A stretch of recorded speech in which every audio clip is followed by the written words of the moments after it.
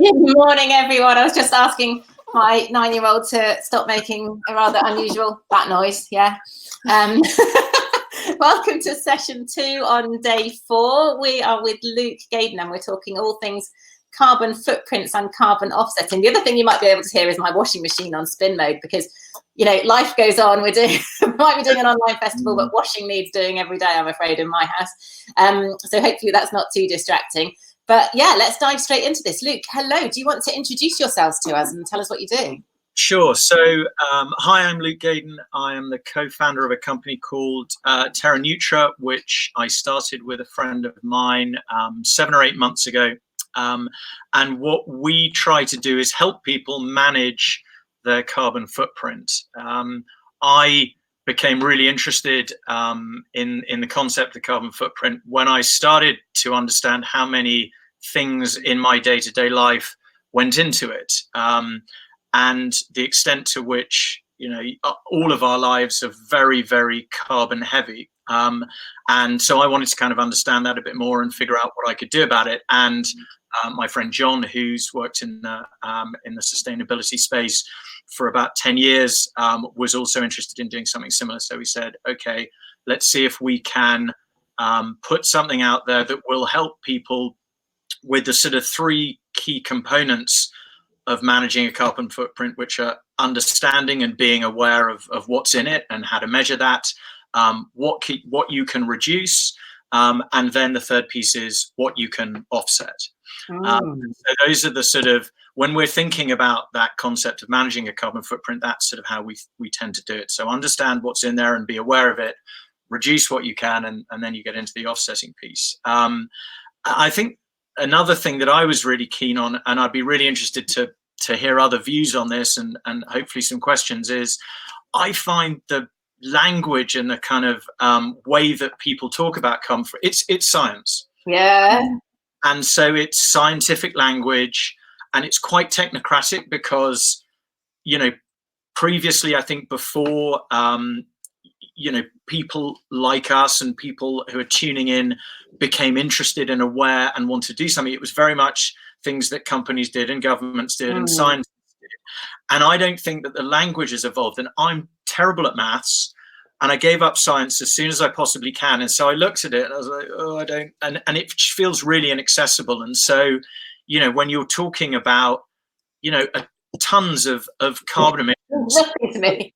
I get this vision of a big sort of freight container with nothing in it because carbon dioxide's a gas. And so one of the things that I wanted to try and figure out was, is there a way of making it more accessible, making the concept of the carbon footprint, which I think is a lovely one. We all understand what a footprint is.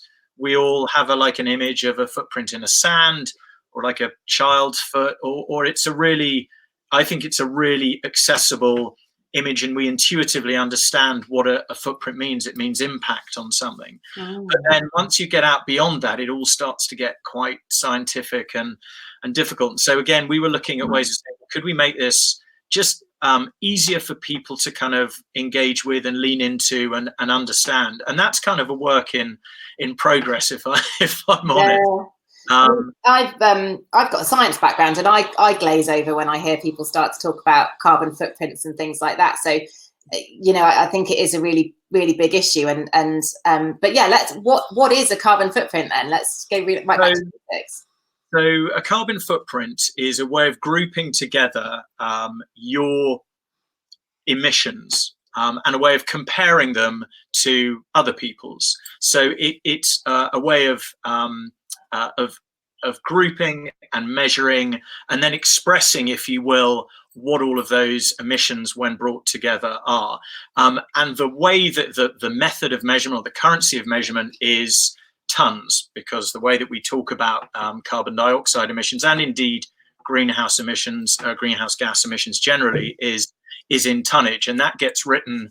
And I'm going to actually share my screen here because we've got a little sort of jargon buster, or I prepared a little jargon buster here. It gets expressed in that, again, quite sort of inaccessible, and I haven't found a good way of getting past this. So TCO2e, small t, small e, is 1 ton of carbon dioxide equivalent. And then you have things. Like greenhouse gas emissions, which are emissions other than carbon. So you've got methane, nitrogen, so forth. You've got carbon credits, which are the currency of carbon offsetting.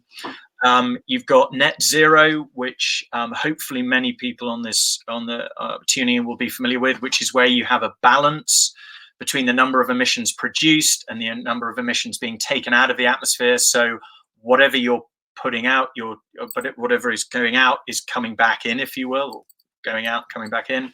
And then sequestration, which a friend of mine asked me to add. She said, I never understand what that means, which is sort of capturing or absorbing emissions from the atmosphere, which is something that trees, vegetation, peat, and so forth are very good at. And so, within that, you've got that concept of a carbon footprint, which again I think is very accessible and intuitive. But then you start getting into sequestration and carbon credits and TCO2e and what's the difference between GHG and this, and that's again where I think it can get definitely. And why do we just focus on carbon? Why is it called a carbon footprint when we have all these different greenhouse gases that are contributing to the climate crisis?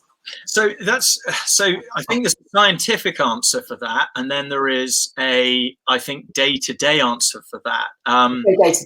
I think the day-to-day answer is that your carbon footprint has become a bit of a roll-up for greenhouse gas emissions, generally speaking. So if you look at diet, which is something that's included within your carbon footprint, meat gets a big mention there because of the emissions created by livestock farming. So there's lots and lots of methane produced by rearing cattle and rearing pigs. Now that's not a carbon emission; it's a methane emission. But ultimately, it's all part of your overall carbon footprint. So there are different types of emissions that I think ultimately have kind of come into the concept of a carbon footprint. And I think that's a good thing because it may not be scientifically precise and accurate, but again, it's more accessible. It's slightly less complicated for us all. Just our footprint or our greenhouse gas emissions footprint, but our carbon footprint, okay, I think it's a term that most of our of us understand. So I'm kind of in favor of it, even though it isn't perhaps scientifically precise. So what makes up me sat in my house with my 2 kids and my dog, and what makes up our carbon footprint? So I think I'll again. You mentioned you'd use the World Wildlife Fund calculator, which is a really good one. So when you're looking at calculating your carbon footprint, you're looking at. The difficulty is it's kind of everything in your life. It's your food, it's what you eat and your diet. It's your home, it's how you heat your home, what sort of energy you use. It's your travel, obviously. Do you travel by car or train or plane? It's stuff, and stuff is clothing, consumer electronics. Stuff is your pet. So kind of all of these things go into the concept of your carbon footprint. And I think this is what I found quite overwhelming when I started looking into this. I was like, okay, is there anything that I do that doesn't have some impact in terms of adding to my carbon footprint? And the answer is there aren't that many people. There aren't that many things. I think the infrastructure of our lives is heavily carbonized, and everything that people have been talking about in the sessions before this, I think have been, that ultimately talking about ways of reducing that carbonization, and that could be by recycling things, reusing things, not consuming, and I think that's, for me, that's one of the most interesting points about the carbon footprint and about your ability to have an impact on it, I noticed in one of the sessions, I think it was yesterday, talking about how to make sustainability mass market. I think it was something like 48% of the people who answered the poll said that one of the main reason for them not being more sustainable was that they had a perception that it would cost more. So like money was the blocker to it. Yeah. And the most sustainable person I know is my aunt, who is just really careful with what she uses. She and my uncle grow their own vegetables. They grow their own fruit. They have a vegetable patch and a fruit patch. She, buys things and she makes them last. She reuses squares of tinfoil as like a drawer in her house that's just got lots and lots and lots of different shapes of tinfoil. She turns all the lights off. She shares bath water. She kind of does all of the things that I think a lot of us were probably taught to do when we were younger. But she doesn't think of herself as being sustainable per se. She thinks of herself as being careful. And I think when we look at when I look at my carbon footprint, there are so many ways of reducing it. And again, that people have been talking about, whether it's, upcycling your wardrobe. And I've been looking sort of guiltily at sort of 20 ties from a previous career that are just sitting, in the cupboard waiting for somebody to turn them into a beautiful lining. Oh, you should have come on Alessia's session last night. It was amazing. I know. I literally was looking at going, I could just do something a little bit neat, but I'm not exactly a dab hand. Yeah. With thread. One thing I'm really curious about, I don't know if you've come across, there's an organisation called Bioregional, and they have this concept of one planet living. This idea that here in the UK we're using, I think it's like 2.5 or 2 3/4 planets worth of resources, and I can't quite remember. I think globally it's 1.5, and obviously we only have one planet. Yeah. But when I started sort of exploring this, somebody kind of said to me, it's not possible in the UK to live within one planet's worth of resources because of all the infrastructure that we have and all the kind of embedded carbon in our system that is kind of almost nothing to do with our individual carbon footprint. And I was like, I felt a bit disheartened by that. Is that? So I think it's really easy. To be disheartened and to look at it and say, well, this is a problem where the numbers at a national level or at a global level are so vast compared with at an individual level. So why?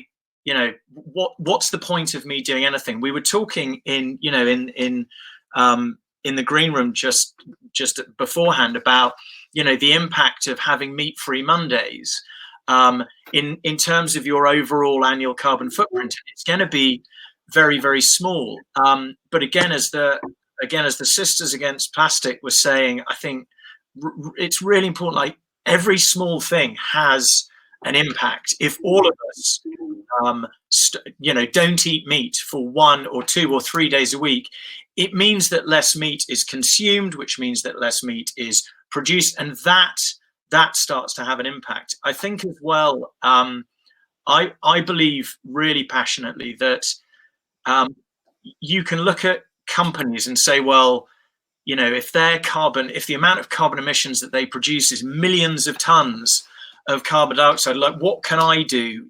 What difference does it make if I get my carbon footprint, down from 16 tons to 8 tons? Like, who cares? And the answer is we buy products and services from those companies. And if we look at what they do, and if we have a choice about whether we want to buy things from them, we have a choice to use their product or somebody else's whose emissions are much lower, who take sustainability and environmental pollution and impact much more seriously. And it's kind of that old phrase of sort of voting with your feet. Yeah.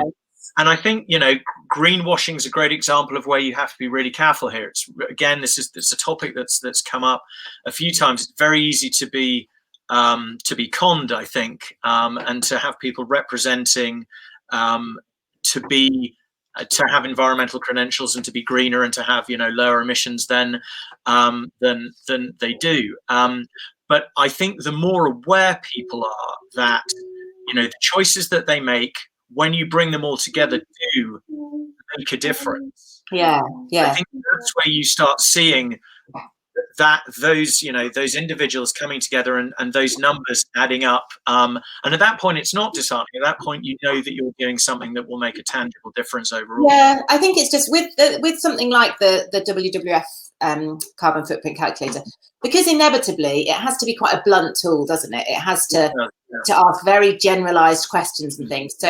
So like if we made really big changes, like giving up a car or going car free, then you know, then that we would do it again and we would see a change. But I think it's just, I sort of feel like there's a frustration if I say, oh, actually, you know, we're going to try and cycle to school twice a week rather than drive. You know, those little, yes, they absolutely do make a difference, but it's really hard to see them when you're talking about kind of blunt tools like that. But what is the average carbon footprint of a UK citizen? So it's actually come down in the last few months. So it was 12.9 before Christmas, and it's around about 12.2 now. So that's good. And is that purely because of coronavirus? Possibly, but no, I think it's more, there's been a general decrease, whether it's in terms of consumption, or potentially it could be due to offsetting as well. But we have seen more people interested in the sorts of things that we're talking about. I would put it down in large part to the fact that you've got people like Greta Thunberg and Extinction Rebellion and David Attenborough. So people from very, very different ends of the spectrum, very different types of people, but they've put the whole question of carbon emissions and the contribution it makes to climate change sort of very much at the top of certainly of the media agenda. You know, there was a time at the back end of last year when you know, newspapers and news articles and BBC coverage was very heavy on climate change, and I think that has had a real difference in terms of people really thinking about this and it being much more at the forefront of their awareness. The impact of coronavirus, you know, it's difficult to look for positives during a time like this, but you know, people in India can see the Himalayas. You know, the people in Los Angeles, where, you know, apparently the smog is so thick you can apparently get really beautiful sunsets. But you know, you have these clear, people are saying we can see the stars so much more. The cars are not on the road, you know, planes are not on the road. I will be really interested to see, and we'll start to see that, you know, in the next couple of months, what the decrease in emissions have been. But I think that drop is due to more coverage of climate change, more awareness of climate change, and the part that carbon emissions and carbon footprint has to play. Yeah. I can't remember the numbers, but I'm sure Mike Berners-Lee's book, How Bad Are Bananas, which is like the carbon footprint of everything, isn't it? It's fascinating. Yeah. I'm sure, or whether it was in there or somewhere else, I've read, you know, what we should be aiming to get our personal carbon footprints down to in order to keep within the 1.5 degree rise that we're aiming for. Do you know what that is? So he said 10 tons. He said if we can all do 10-ton living, which is the theme that goes through the book, and that's about the best. That book, I think, is the best effort to make carbon footprints and carbon emissions accessible, because I wouldn't read it like paid chapter and beginning to end. I kind of dipped in and out of it, but it breaks things down so you understand the difference between an email and a bowl of rice and a pair of jeans and a laptop and a banana, obviously. So he said he talked about 10-ton living. The WWF want us to be at 10.2 in the UK. So we're not where in 2020 in order to get to net zero by 2050. We are obviously not there yet. We're, you know, if the average is now 12.2 and the WWF wants us to be at 10.2, then we need to sort of chop some more. We need to chop some tonnage out of our footprints. So we need to be at 10.2 this year, and what would we, to be net zero by 2050? What should we be aiming for? 10.2. Well, we should be at 10.2 this year, so we're above where we need to be. Yeah. But I think again, so I used the calculator when I started really looking at this closely about 12 months ago. I did a calculation of my carbon footprint, and it was it was 17 tons, which was significantly higher than the average, and which I was not happy about. And so I looked at, okay, what can I do to get, to start to bring that tonnage down? What can I do to start reducing? And with reduction, I got down to around about 10 tons. Wow. And I did that by doing things, a couple of things that people have talked a lot about during the festival already. But just to reiterate, if you're going to do anything, go and move to a renewable energy provider. Yeah, I've loved this theme. You can go to Good Energy, you can go to Bulb, you can go to Octopus. I don't mind who you go to, but you go there, it will take you 5 minutes. They do all the switching for you. And the other great thing is you save money. Like, you're actually putting money back into your pocket. So if you do that, that will have a significant impact on. I mean, I don't know how accurate it is, but Bulb quote that you can reduce your carbon footprint by a quarter if you switch to their renewable electricity and offset gas tariff. Mine was just under a quarter. Wow. Yeah. In 5 minutes, I'm just like, why aren't we all doing this? And you're saving, and it saved me. I think it saved me about £150 a year. Wow. And I think this is where I don't know, and I'd be really, actually, Jen, I'll ask you. I don't know why it is that there is the perception that being more conscious of your carbon footprint and trying to reduce it is actually, living sustainably is more expensive than not, because it's not. It's ultimately it's cheaper because we're consuming less.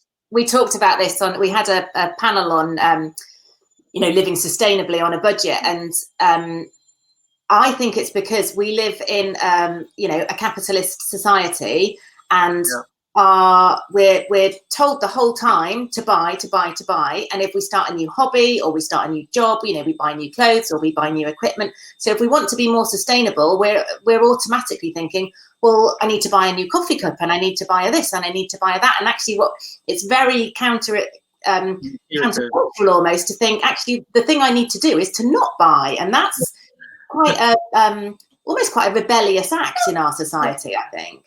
Yeah, no, it is.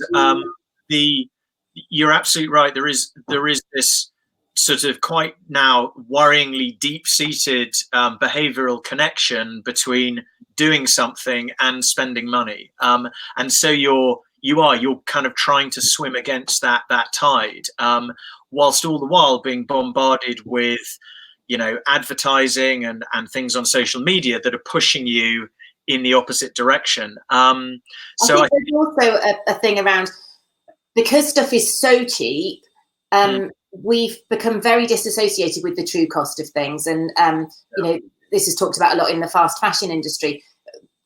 Corners are cut and money's being cut, but somebody somewhere is paying for that, and it's not us, but somebody somewhere is paying a very real cost for that. And the same applies to food and to fashion and to electrical goods. So stuff that's produced ethically and sustainably, yes, it is more expensive, because hopefully people are being paid a living wage and things are being done in a better way. But that's if you're buying something new. So, there are loads of other options before you have to resort to buying new. Yeah, agreed. And I made a sort of a personal pledge, which slightly horrified my wife earlier this year, which is and which again has had a big impact on my footprint, which is not to buy any new clothes. I don't think it's necessary. I looked at everything and I was like, I don't need anything. And I think that's sort of, maybe that's easy for me to do, because ultimately I'm not under any peer pressure to have the latest this or the latest that. But again, fashion is the second biggest polluting industry in the world, and fast fashion is a huge reason for that. And there are amazing books like Fashionopolis and others which really dig into that. I think there are more brands, more sustainable fashion brands on the horizon now that are really getting a lot of interest and are putting sustainable production and paying people a living wage and creating products that don't have the same level of impact. In fact, have minimal impact, and that's fantastic. But I think there's still a long way to go. So I chopped clothing out of my carbon footprint, and I also took consumer electronics out as well. So I don't know if you can. That's my quite venerable iPhone, as in it's like three versions old, and it's got a cracked screen, and so what? I can still use it. But I think, I'll be honest, 2 years ago I probably thought, oh well, I better go and get a new phone. And again, Mike Berners-Lee talking about consumer electronics. If you think about that notion of 10-ton living, if you go and buy a new MacBook, for instance, if you're lucky enough to be able to afford to, that is nearly a ton of carbon. It weighs nearly a ton of carbon, and that's just in the production and the distribution. Forget about the energy consumption required. Forget about the services that you might be using. And so when you start to look at things like that, you talked about the small things that make a difference to your lives and make an effort, but might not have an impact on your carbon footprint. If you look at, if you do look at things like clothing, if you do look at things like consumer electronics or bigger items, those can have a real impact. Yeah. And so you said you were 17, and sorry, what did you say you got down to? I'm down to 9 tons now. And I've done that I did that through a combination of reduction, which was through primarily switching to a green energy supplier and cutting out buying new stuff. There were 2 things that I found really difficult to cut down on. One was sort of phone and internet bills. I just, there's a sort of threshold, there's a minimum that I felt I could get to that would kind of do what I needed it to do, both from a sort of a personal and professional level. And then there's the dreaded air travel. So I've taken 2 flights in the last year, and I offset both of them. Now, those 2 flights in aggregate represented 2 of those 17 tons. And so offsetting those obviously was had a material impact on my carbon footprint. I think, flying is, there's no better way. Flying is really, really bad for the environment. We all know that. And one of the good things, I suppose, about coronavirus is that a lot fewer people are flying, and that may continue for a long time.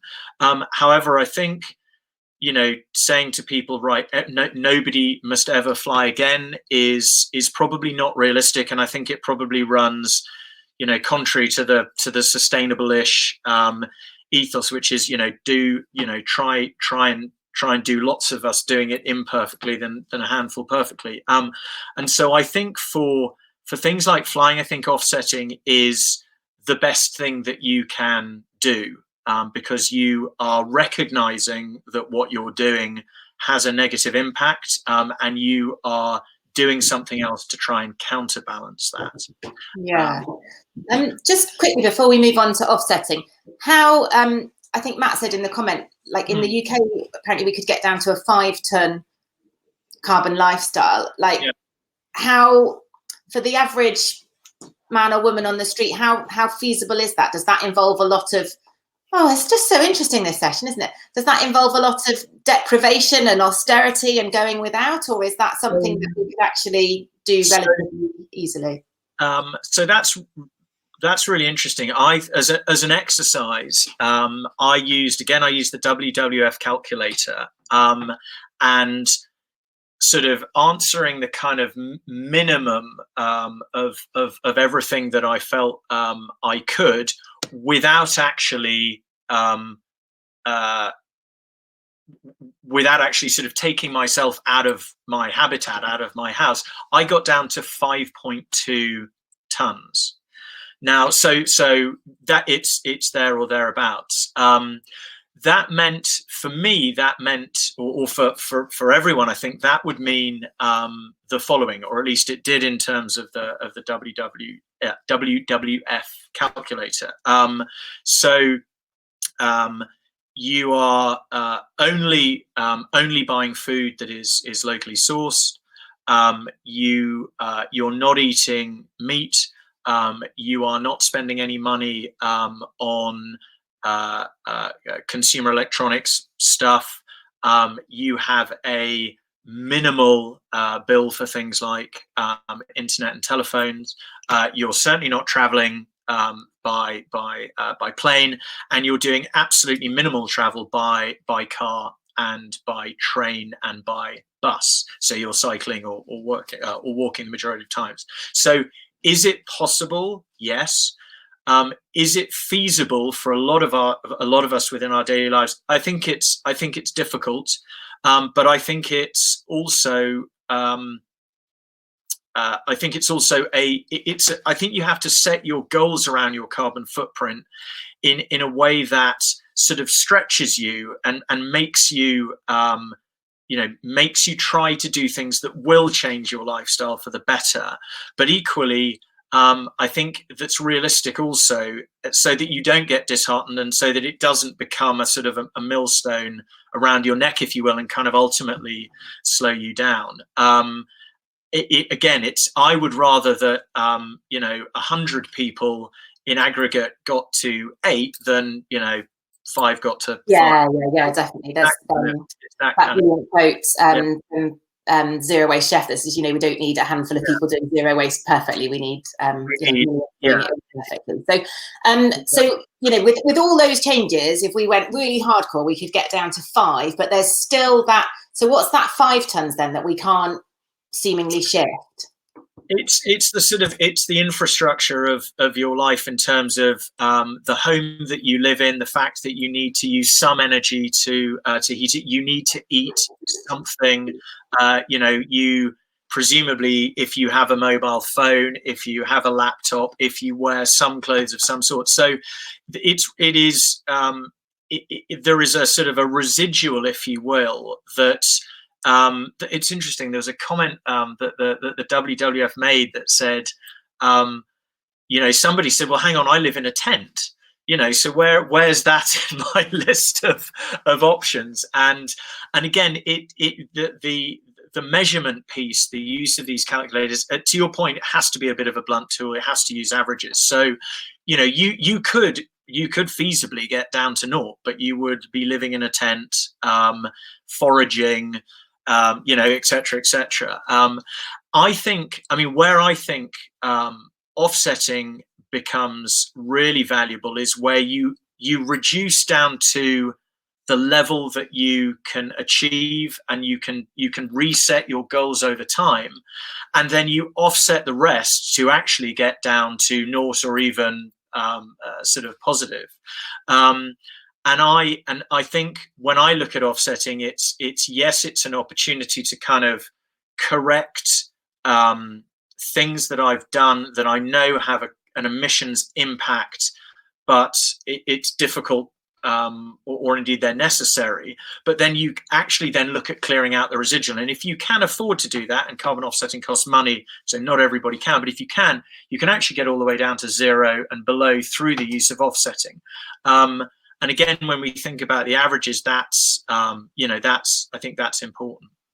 So offsetting is quite a contentious issue potentially, isn't it? Because my concern with offsetting is that if it's done in conjunction with these other changes, if it's done in conjunction with trying to reduce our flying or changing our energy supply or whatever, then for this 5 tons we can't shift or whatever, that's great. But my concern is that people who say, well, I've had 10 short haul flights a year for stag weekends and various things, but I carbon offset it, so it's okay. Whereas actually a much more useful thing to do would be to say, can we have our stag weekend in Brighton or Blackpool or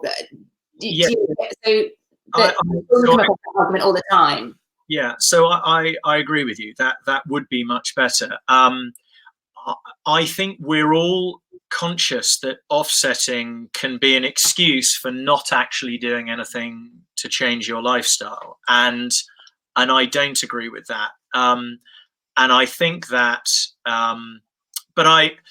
but my view on this is ultimately, if somebody does offset something, then it means that they are aware that what they're doing has an impact, and they have actually thought about it, and it is on their conscience. And I'd rather have lots of people with a conscience and acting upon that conscience, because they're taking a step. It might not be the step that we want them to. It might not be the step that we're taking, but it's the beginning of a change in behavior. And so, if the choice was, well, they're either going to take the 10 short haul flights a year and offset, or take the 10 short haul flights a year and not offset. I'd rather they offset. I'd rather they funded, planting reforestation in Madagascar, or rainforest preservation in Cambodia, or protecting peatlands, or all of these projects that actually do have a positive environmental impact, than not do anything at all. I don't want it to be an excuse for not trying to change your lifestyle. I don't want it to be a way of ignoring what else is going on. But almost, if it was binary, if it's just like one thing or the other, it's like, fine, offset, we'll take your money and we'll do something good with it that will have an impact. And hopefully before too long, you'll realize that the better thing to do is to say, let's go to Brighton or wherever else it is. I'm really conscious of time, and there's loads of questions to get to as well. Sheena's made the comment in the chat, which is something really important. Are all offsetting schemes equally valuable? Because I know there's a lot of criticism around certainly the airlines when they have their sort of default offsetting, add an extra fibre to your ticket cost, and actually is that properly offsetting? Can you just talk to us? I think I said you've got a slide about certification and validation. So let me. Are all offsetting schemes created equal? No, I don't believe that they are at all. And hang on, I'm going to go all the way through these two. So one of the biggest problems about offsetting, I think, and it's been around for a long time, is that it was very unregulated. It was very unstructured. There were no sort of bodies set up to really monitor and provide governance and oversight. And so what we look for at Terra Nutra in an offsetting project is something like the gold standard certification. So gold standard was set up in 2003 by the WWF and some other international NGOs. And what you get with gold standard is a structure and a process that is the sort of gold standard, so it's quite a good name, for carbon offsetting projects. And so if if somebody's offering you the opportunity to offset, I would want to know that it was a gold standard or a verified carbon standard project, because then you know that the right degree of oversight and monitoring and diligence is in place. The other thing that you can look for, and that I'm I'm really passionate about, is the UN Sustainable Goals. So a lot of offsetting projects carry with them other benefits to the communities or to the habitats that they are part of. So those could be, I mean, obviously climate action is the key one, but you've got everything from promoting health and well-being, to gender equality, to affordable clean energy, to protecting biodiversity, and native habitats of endangered species. And so if you see gold standard, if you see verified carbon standard, if you see UN Sustainable Development Goals, you know that is the best type of project that's available. I mean, a little small rant. I think there are some carbon offsetting projects that I think are kind of outrageous. Actually, there are fossil fuel companies that can sell carbon credits for disposing of their emissions in the most environmentally friendly way, which to me is lunacy. Yeah. I slightly lose the No, that's okay. power of speech. One thing I sort of want to quickly dive into is when we think about carbon offsetting, the most common thing, I think most of us automatically think, well, that's tree planting, isn't it? But looking at I think I was looking on your website at some of the schemes, and some of them are like, you think, it's like, oh gosh, that would never have occurred to me as a carbon offsetting scheme. And as you say, they have these additional benefits. Can you just tell us about one or two of them? Sure. So trees are fantastic.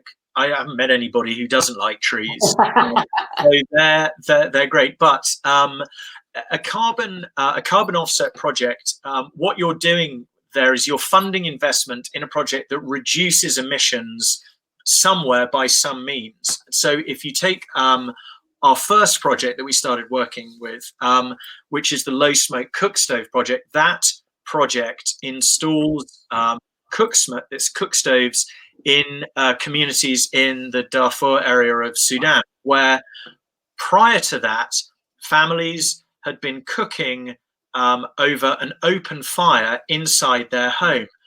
So what that means is they're cutting down trees to act as fuel for the fire. They're then sitting around an open fire in their homes, which means they're breathing in wood smoke, which is why air pollution and related lung disease accounts for more fatalities in that area of Sudan than tuberculosis, malaria, and HIV combined.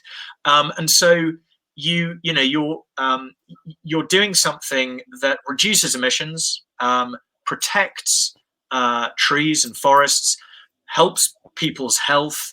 It even one of the interesting things, some of the women who do the majority of the cooking in those communities said, it's even because there isn't so much smoke, it's even got our husbands, back into the kitchen. Now, I don't know whether that was a good thing for them or not, but all of these, there are these additional benefits that can come from these projects, which mean that we all have our passions, we all have things that we're really committed to, we have causes that we believe in, and I think the lovely thing about a lot of these projects, particularly where the Sustainable Development Goals fit in, are that there's something there for each of us to look at. Another great one, which is a favorite of mine, is because it's so it's preserving peatland. It's preserving peat, which is condensed rotten vegetation, but it's also a carbon sink, and it sequesters or it absorbs, captures more carbon dioxide than any other form of vegetation. And so there are millions of hectares of peat all over the world, but often they get burnt or they get developed. And every time they do that, you lose the sequestration, but you also release all of the carbon that was trapped. So it's like a double hit. Yeah. So preserving that, and you have lots of wonderful animals living there, like herons and alligators. So if we were to as an individual say, okay, so I'm already doing all these, I've switched my energy, I'm being really conscious about what I'm buying, but I am interested in trying to carbon offset these bits that are really difficult to, what sort of cost are we looking at? So we sell carbon offsets at £9 per ton. Right. So if you got down to 10 tons in terms of your reduction, and you wanted to offset all of that, it would cost you £90. If you got down to so for a year, if you got per person, if you got down to 5 tons, that's £45. So it's, if you looked at it from the perspective of, how many pounds to spend per month, maybe, it's, it's not that much. It's manageable, maybe is a better word, because much is a bit relative. But where I get a bit worried is, I think the airlines, when they offset, I don't have a lot of visibility into how they do that, but I think some of that can look, in the context of where you're going to, and the flight can look sort of slightly out of proportion. But there are a lot of variables in there. So we pack airline flights in a much more, so we say short haul, domestic, long haul. Okay. And offset our flights through you rather than through the airline, and you can. Yeah, you can do. And I mean, I think maybe one of the benefits there is there's more visibility into the projects that we're using, and there's more visibility into kind of how we're packaging. But I think if you are flying, do offset, and then maybe look into what projects are available and where you can do that. And if you want to plant trees, that's fantastic. If you want to fund cook stoves in Sudan or conserve rainforest, that's fantastic as well. Cool. Right, I've got so many questions I still want to ask you, but we're running out of time, and so I'm going to run through, and I'm going to just pick out the questions that I think are probably sort of commonest for everybody. So we've touched on that. Margarita, she says she wants to know what to recommend carbon offsetting flights. So look for that gold standard thing in the UN Sustainable Development Goals. What website do you use? I guess you're recommending that we come to you to offset carbon. That's that she offsets her flights, but there's so many different websites and different ways of calculating carbon, and it all gets very confusing, doesn't it? It does, yeah. I mean, it's coming back all the way back to when we started talking about accessibility and making things simple. So we use some DEFRA statistics, and I've forgotten the acronym now. It's the UK Business something, UK BFI, which basically gives you an average amount of emissions for a domestic flight, a short haul flight, and a long haul flight. And so we package those and we say, well, short haul is this and domestic is this and long haul is that. So you don't have to do as much, you have to put in as many inputs to say, well, I flew from here to here and it was in this class and there were this many people on the plane, etc. And I think that makes things, it does make it a lot simpler for you. Equally, if you want to dig into it, there's a methodology behind how you do that, and again there are plenty of websites that will help you do that if you're interested to kind of really get into the science behind it. But if you are looking to do it, should we say, more quickly and easily, then that's I think we've got a good solution for that. Brilliant. Finally, I just want to ask you a question about, which seems really relevant as we're doing an online festival, about digital footprints, because we forget about this, don't we? And we forget that, an email, is it like 2 grams of CO2 or something? So, and one of the things I'm wanting to do is to carbon offset the footprint of the festival. Obviously, we haven't had people traveling to it. We haven't had all those kind of associated things. But how do you calculate that kind of thing? I was actually going to offer to do that for you, Jen. Having me along. But before you get overwhelmed by gratitude, I don't. It's £2.50. Nice. I don't. So, in my previous life, I spent 10 years working in video streaming technology, and so there are a lot of different component parts to producing a piece of video, and then getting it to all of the people who are tuning in here on all of the different devices, and so on, and so forth. And you've got your I'm now going to do a whole load of acronyms, but you've got your AWS infrastructure, and you've got your CDNs, and you've got your laptops, and so on and so forth. Yeah. The honest answer is I don't actually know what a single length, a 45-minute video stream costs, if you will, in terms of in terms of carbon emissions. And I would need to in order to be able to give you an answer to that. But interestingly, it's something I'm talking to a bunch of very, very clever software developers tomorrow who I know from my previous life, because I want to know the answer to this. Can you help me with that? And because they're very, very clever, they sort of scratched their head and said, oh, we'd love to help you do that. But I think on a more serious note, Netflix, the iPlayer, Crowdcast, it does have an emissions impact.